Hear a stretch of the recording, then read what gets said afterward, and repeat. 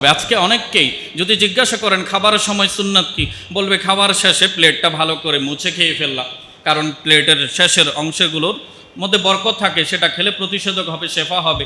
হাদিসে আছে যে প্লেটকে যারা ভালো করে পরিচ্ছন্ন করে খেয়ে নেয়, আহার করে নেয়, তাদের জন্য ওই প্লেট আল্লাহর দরবারে মাগফিরাতে দোয়া করতে থাকে। সহিহ হাদিসে পাক, আমার একটা এই বিষয়ের উপর কিতাব আছে, আমি ইসলামের দৃষ্টিতে পানাহারের শিষ্টাচার আদাব সম্পর্কে একটা গ্রন্থ লিখেছি, ওখানে হাদিসটা এনেছি। কিন্তু একজন ফকিহ মুজতাহিদ উনি চিন্তা করবেন এটি কোন ব্যক্তির ব্যাপারে। একজন ব্যক্তির হাই বিপি আছে, ব্লাড প্রেশার হাই আছে, সুগার হাই আছে, তার কোলেস্ট্রলের সমস্যা আছে। এখন ওই প্লেটের শেষের উচ্ছিষ্টটা যদি বেশি তৈলাক্ত হয়, বেশি ঘি হয়, তখন সেটা খেলে তার শরীরের জন্য উপকার হবে নাকি ক্ষতি হবে? ক্ষতি হবে। তখন ইসলাম বুঝতে হবে, ফিকা বুঝতে হবে যে তখন তার এটা খাওয়াটা ছিল মোস্তাহাব, কিন্তু প্রাণ বাঁচানোটা ফরজ। প্রাণ বাঁচানোটা কি? প্রাণের হুমকি হবে, আপনার শরীরের অবনতি হবে, এমন হুমকিপূর্ণ কাজ শরীয়ত আপনাকে অ্যালাউ করে না।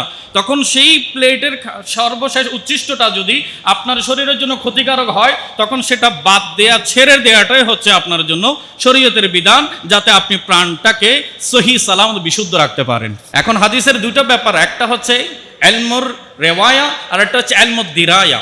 ভাষা ভাষা শব্দ আছে, সেটার তর্জমা শুনে অনেকে বড় বড় শায়েখ সেজে বসে আছে। আমার মতো কোরআন ও সুন্নাহর স্কলার বোধহয় আর পৃথিবীতে জন্ম হয়নি, এমন একটা ভাব নিয়ে কথা বলে, কিন্তু অথচ তারা গভীর পর্যন্ত পৌঁছার মতো। হাদিসের দুইটা বিষয়, একটা হচ্ছে এলমুর রেওয়ায়া, হাদিসের শব্দগুলোর বর্ণনা, সেটার একটা তর্জমা, আবার সেটার অন্তর্নিহিত ভাব, সেটা টার্গেট কি, আমাকে কি শেখাতে চাচ্ছে, কি বোঝাতে চাচ্ছে, সেটা পর্যন্ত পৌঁছতে হবে। কিন্তু সেটার জ্ঞান অর্জন করার জন্য অভিজ্ঞ আলেমের সংস্পর্শ থেকে আপনাকে জ্ঞানগুলো অর্জন করতে হবে। নতুবা আপনি দেখেছেন বাস সবাইকে বলবেন সবাই প্লেট মুছে মুছে খাও, এখন একজনের জন্য উপকার আর একজনের জন্য অপকার হয়ে যাচ্ছে।